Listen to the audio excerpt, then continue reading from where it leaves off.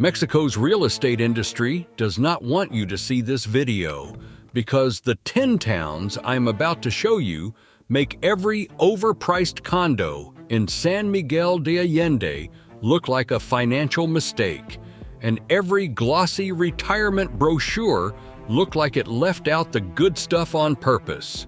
You already know about Ajijic. You already know about San Miguel. Everybody's aunt has a friend who retired to one of those 2 towns and posted about it for a decade. This is not that video. This is the version nobody talks about. A colonial house that costs less than a used pickup truck. Neighbors who actually know your name, not a gated community with a Facebook group and a rule book. Not paying $2,000 a month to live near a beach you will visit twice a year, if that. I spent months digging through the parts of Mexico that never make it onto the postcards or the glossy retirement brochures, driving through towns most Americans could not find on a map. And what I found were places where your Social Security check does not just stretch, it practically takes a vacation of its own. We are talking about a walled Gulf Coast city, so safe that locals leave their doors unlocked.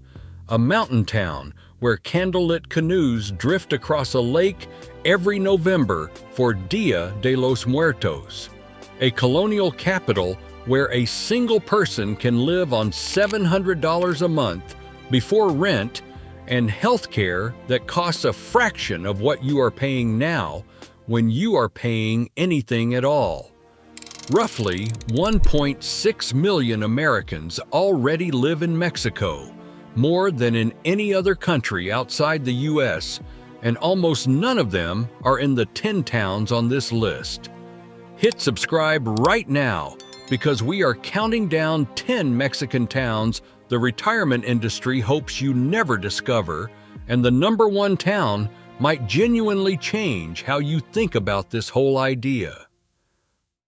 Number 10. San Cristobal de las Casas.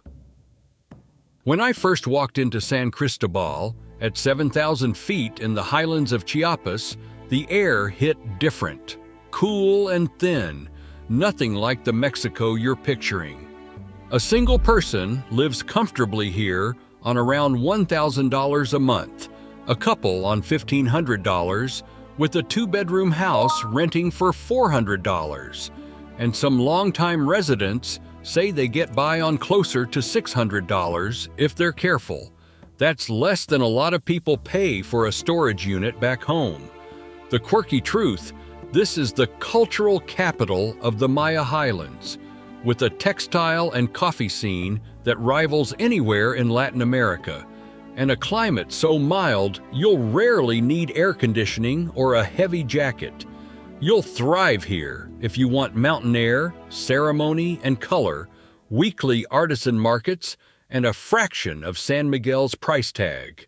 The honest caveat, the nearest airport is over an hour of winding mountain road, and it has no international flights, so specialist care means a trip to Tuxtla Gutierrez, and daily life leans heavily on Spanish since the full-time foreign population is famously small. Number 9. Pátzcuaro, Michoacán. Rolling into Pátzcuaro past Lake Pátzcuaro's fishing boats feels like driving into a postcard nobody printed yet. A single retiree can live here on around $1,000 to $1,500 per month, with a 1-bedroom running $400 to $600, and even a modest apartment outside the center can run under $300. Every November, the town hosts one of the most famous Dia de los Muertos celebrations in Mexico, when the lake fills with candlelit canoes headed to the island cemeteries, and fishermen work the water with butterfly nets the way their grandfathers did, a technique found almost nowhere else in the world.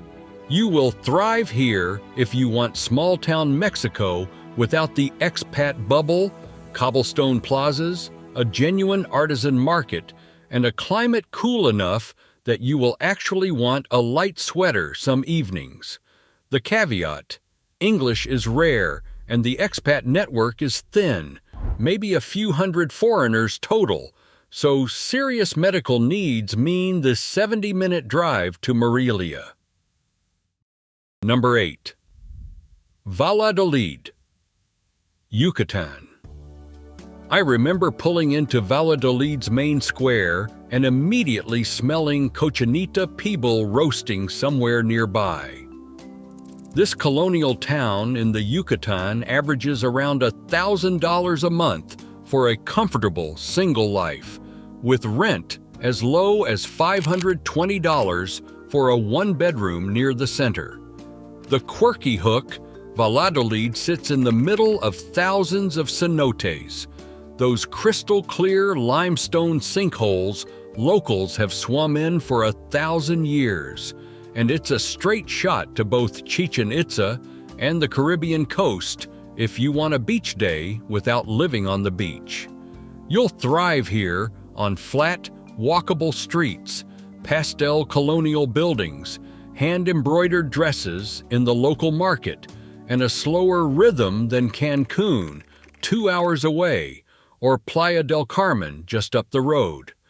Caveat: it's a small town of around 60,000, so bigger hospitals and specialists mean a drive to Mérida, about 2 hours west.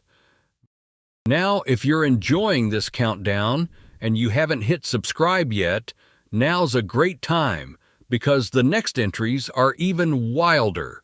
The hospitals get bigger, the prices stay low, and the town at number 1 might genuinely surprise you. Number 7. Campeche City.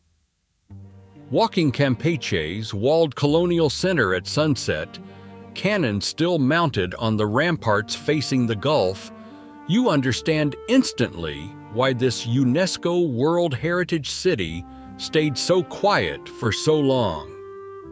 Monthly expenses here run $800 to $1,050, including rent, some of the lowest numbers on this entire list, and it barely registers on most Americans' radar as a retirement option at all. The quirky fact: Campeche was built with actual defensive walls to fight off pirates in the 1600s, and most of them still stand, along with real cannons you can walk right up to on the ramparts. You'll thrive here on the safety alone. Campeche and Yucatan states consistently rank as the safest in the country, and the sea breeze off the Gulf keeps the heat more bearable than you'd expect, while the historic center's pastel buildings and open-air markets give it a lived-in charm that resort towns can't fake. The caveat is the summer humidity, and while the city has 2 full-service hospitals, advanced specialty care often means Mérida, 2.5 hours away. Number 6. Guanajuato City. The first time I walked through Guanajuato's underground tunnel roads and came up into a plaza wrapped in candy-colored houses stacked up a ravine, I actually laughed out loud. A single retiree lives here on around $1,000 to $1,200 a month, a couple from about $1,500, with a one-bedroom running $400 and a two-bedroom around $600, in a genuine UNESCO World Heritage silver mining city with a full symphony, a world-famous international arts festival called Cervantino every October that draws performers from dozens of countries, and honest-to-goodness mummies you can go visit in a museum. The expat community here skews international, Americans and Canadians, alongside Brits, Australians, and a growing circle of expat and local artists working in sculpture, painting, and jewelry. You'll thrive here if you love culture and don't mind stairs, lots and lots of stairs, plus a big student population that keeps the whole town feeling younger than its colonial bones suggest. The honest caveat: Guanajuato is built on hillsides with cobblestone alleys and a genuinely confusing tunnel road system, so if mobility is a concern or you can't imagine life without a car, this one's tough. There is no getting around it without strong knees. Number 5. Puebla City. Puebla surprised me the first time I saw it because everyone expects a sleepy pueblo, and instead you get Mexico's 4th largest city with the amenities to match and a skyline framed by 2 snow-capped volcanoes. International living pegs a comfortable couple's budget here at around $1,586 a month, including $650 in rent for a 2-bedroom near the center. A doctor's visit runs $30 compared to $150 and up back home, and some pharmacy consultations run as low as $3. The quirky hook is that Puebla invented mole poblano and the chile en nogada, and its historic center is a wall-to-wall UNESCO World Heritage Site of hand-painted Talavera tiled buildings, church domes, and colonial mansions, with the nearby town of Cholula and its Great Pyramid just a short day trip away.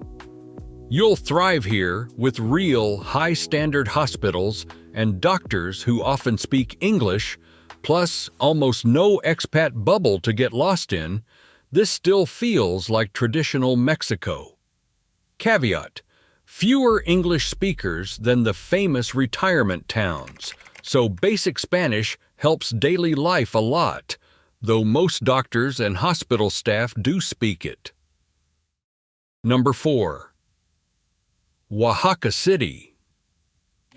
Oaxaca hits you with mezcal, mole, and marigolds all at once, and once the smell of fresh tortillas from a comal finds you on the street, it's hard to leave. A couple lives comfortably here on $2,000 to $2,500 monthly, including rent, with a 3-bedroom home in the trendy Jalatlaco neighborhood, renting for around $1,250. And IMSS public health care runs as little as $61 a month for retirees in their 50s, climbing to around $90 for those over 70.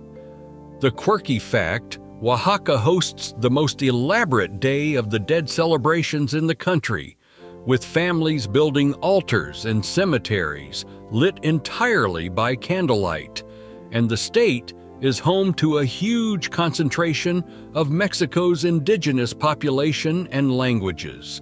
You'll thrive here, surrounded by textile markets, 7 distinct mole recipes, world-class mezcal you can taste straight from small family distilleries, and genuine culture that never got sanded down for tourists.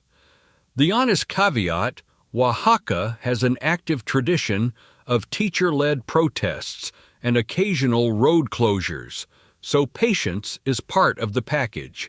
If you've made it this far, do me a favor and hit that like button. It genuinely helps this video reach other people quietly wondering whether their retirement math actually works and trying to figure out where to go without going broke. Number 3. Querétaro. Querétaro doesn't look like the Mexico of your imagination. It looks like a wealthy European city that got lost on its way to the coast, with a Baroque aqueduct still marching 74 arches through downtown.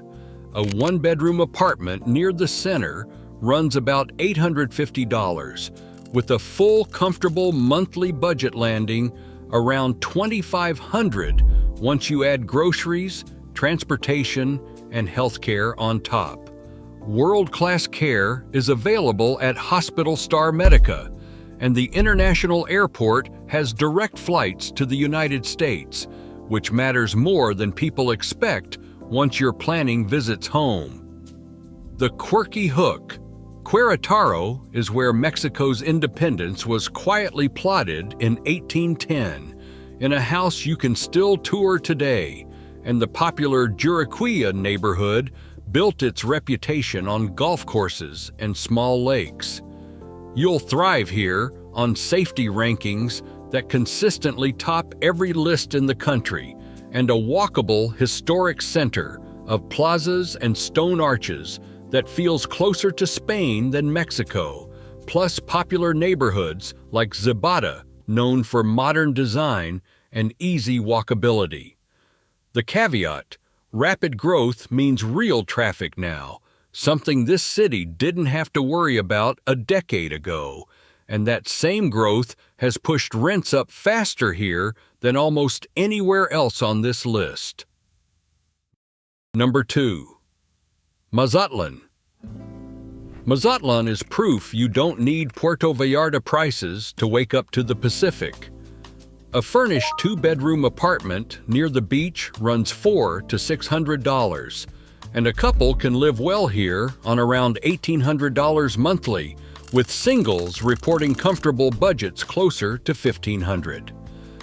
The quirky fact: Mazatlan's historic Malecon is one of the longest oceanfront boardwalks in Latin America, over 8 miles of it, and the beautifully restored Old Town's Angela Peralta Theater still hosts a full opera and symphony season most Americans have never heard of. You'll thrive here with a real public hospital, an international airport, big box stores for the days you just want a Costco run, cheap and reliable seafood everywhere you turn, and a genuine working port city feel instead of a resort town performance. The honest caveat: hurricane season runs June through November, so a storm plan is part of living here, same as it would be in Florida. Number 1. Mérida. Every time I come back to Mérida, the thing that gets me isn't the colonial mansions on Paseo de Montejo, it's how safe the whole city feels. Some rankings put it right up there with cities in Canada and Europe, and locals will tell you they leave doors unlocked without thinking twice.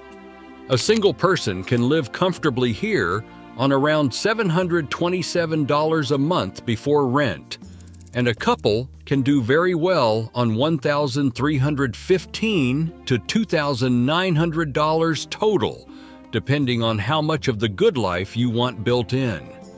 Rent for a nice 1 or 2 bedroom in a safe neighborhood like Garcia Generis, or the Historic Center runs $600 to $1,200, and even the nicer developments north of downtown rarely crack the top of that range.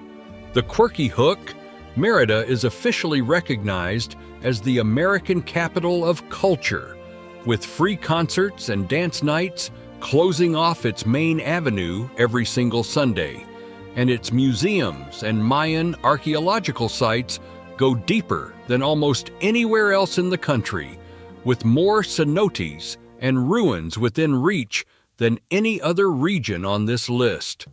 You'll thrive here with genuinely excellent hospitals, an international airport, a real expat community of a few thousand if you want one, and Mayan ruins and cenotes scattered within an hour's drive in every direction.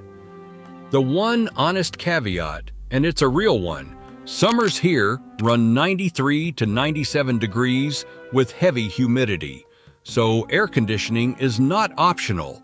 It is a budget line item, and the temporary resident visa here, like everywhere in Mexico, currently asks for about $4,185 a month in provable income. One more thing before you go looking at flights. Mexico's temporary resident visa for retirees requires proof of economic solvency, roughly $4,185 a month in income after tax for the past 6 months, or about $69,750 sitting in savings for the past year. That number sounds intimidating, and for some retirees on Social Security alone, it can be a genuine hurdle until you realize it's about qualifying for the visa, not what you'll actually spend living in any of these 10 towns where real monthly budgets run a fraction of that threshold. There's also a permanent resident visa path with its own income and savings tests, worth asking a Mexican consulate about directly, since requirements shift by consulate and by year, and some retirees choose to enter on a tourist visa first and convert once they've picked a town. And remember, Medicare does not follow you across the border, not even a little, so factor in either IMSS public coverage, which can run under $100 a month depending on your age, or a private plan running a few $100s a month for real peace of mind.